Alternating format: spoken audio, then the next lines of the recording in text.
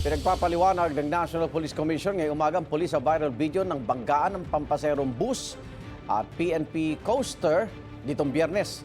Sa kuha ng CCTV, binabaybay ng bus ang EDSA bus lane nang biglang makabanggaan ito ang isang PNP coaster.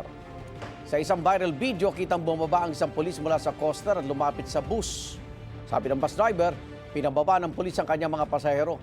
Nagtungo raw sila ng pulis sa traffic sector.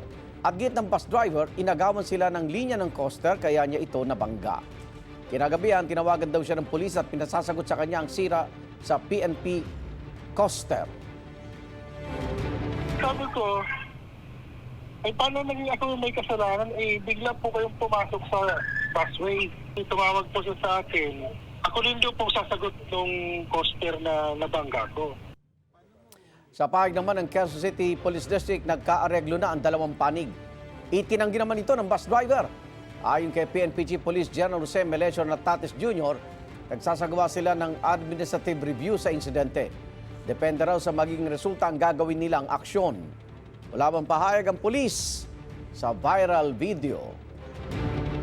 Hindi katanggap-tanggap na may klarong pang-aabuso na nangyari mula sa hanin ng kapulisan. Hindi natin pinapayagan na mayroong pang-aabuso sa hanin ng mga pulis.